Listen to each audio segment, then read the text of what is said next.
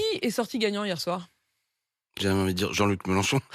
Non, mais je veux dire, bien sûr, c'est un point de vue très comme les millions de gens qui se sont regroupés derrière notre candidature, mais quelle absence! Et ça se voyait. Je veux dire, bon, on avait à la fois un président dans toute son arrogance sociale, qui n'a jamais été contesté finalement réellement et sérieusement par Marine Le Pen. Je ne comprends pas pour quelle raison elle était aussi molle. J'ai envie de dire que le premier barrage à l'extrême droite que je souhaite, c'est quasiment elle, quoi. Tellement elle ne... Voilà, je veux dire, il n'y avait pas la voix populaire, il n'y avait rien.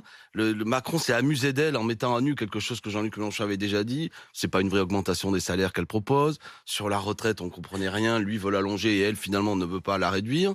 Et on pourrait continuer les dossiers. Et puis tout a éclaté après. Pardon, pour un homme comme moi, attaché à la laïcité, je veux dire, ce qu'elle a dit à la fin, c'était Le Pen... Sur quoi? Sur le voile? Le Pen perd de retour, oui. Enfin, je veux dire, la laïcité n'est pas l'interdiction d'une religion qu'elle propose.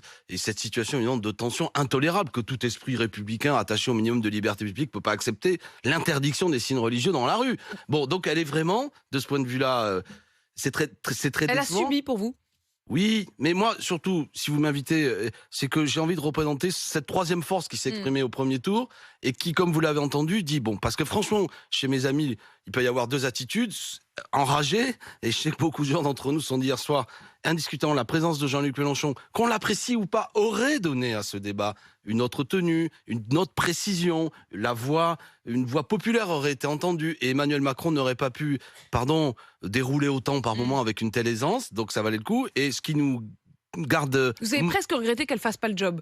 Ah ben, je veux dire, Sur franchement... McKinsey, ben, sur moi, les je le Gilets sais. jaunes, sur... Moi, je le sais, parce que je l'ai vu, ou du moins, je ne l'ai pas vu à l'Assemblée nationale.